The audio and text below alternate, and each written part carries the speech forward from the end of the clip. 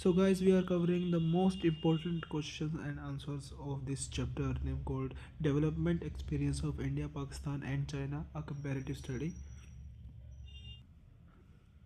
So, the first question for 3 marks is write three observation of the structure of growth in India, Pakistan, and China. सो हमें 3 points में इसका answer करना है. Make sure कि हम paragraph में answer ना करें. India and Pakistan adopted mixed economy model for growth, while China adopted a statism as a model of growth. India and Pakistan relied more on tertiary sector, while the economy of China focused more on the secondary sector, यानी कि जो factories industry वाले area पे था China ने उस पर focus किया, whereas Pakistan and India ने टर्सरी सेक्टर अपना फोकस किया. In China, contribution of secondary sector of GDP is much more than India and Pakistan. यानी कि इंडस्ट्री का contribution GDP में चाइना का बहुत ज़्यादा था मुकाबले इंडिया और पाकिस्तान के.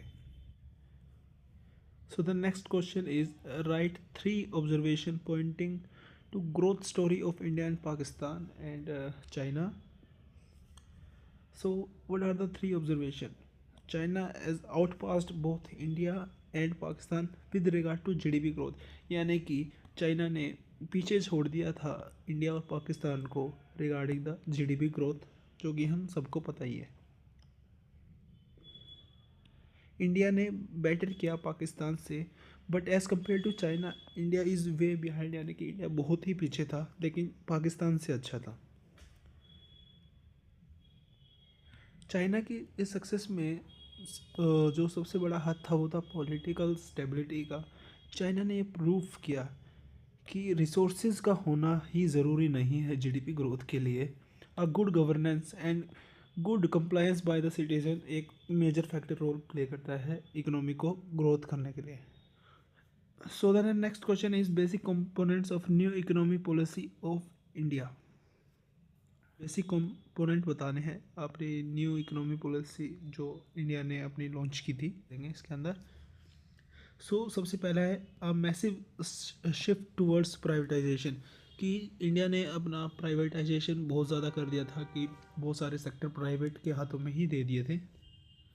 अ ट्रांसफॉर्मेशन टूवर्ड्स लिबरलाइजेशन, कि थोड़ा सा सख्ती कम कर दी थी इंडिया ने और वैसी पॉलिसी ही भी अडॉप्ट की.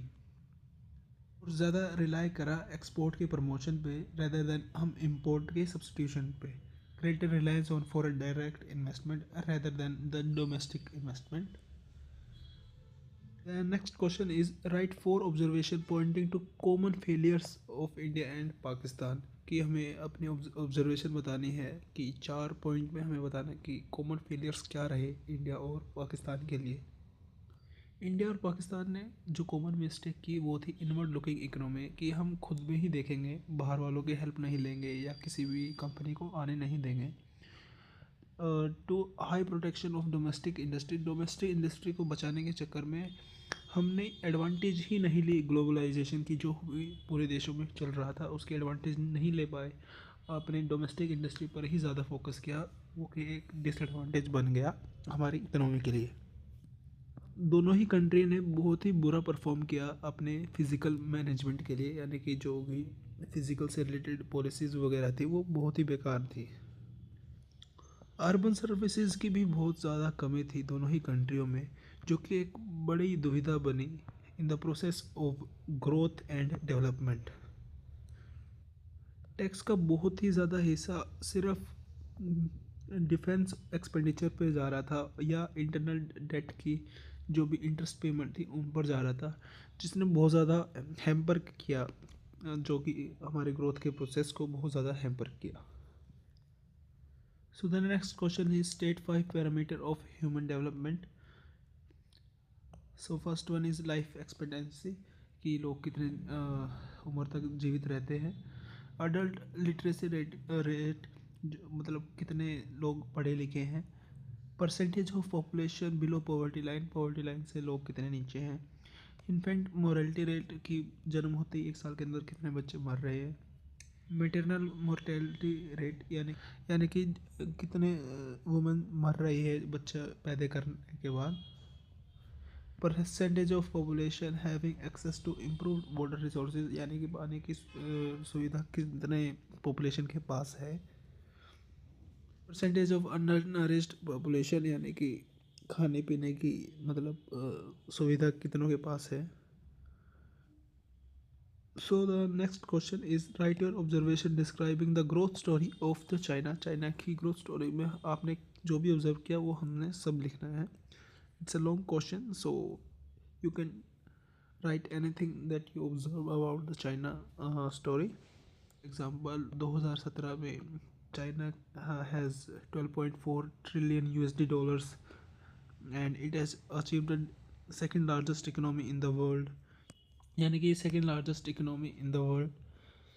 China achieved breakthrough GDP growth in early 1980s यानी कि जो कि 10% से भी ज़्यादा था वो ग्रोथ चाइना ने अचीव की। ऐसे ऐसे कर आप कुछ भी स्पेशल इकोनॉमिक जोन का पॉइंट लिख सकते हैं कि by allowing 100% equity to foreign investor and free flow of foreign direct investment in the retail sector.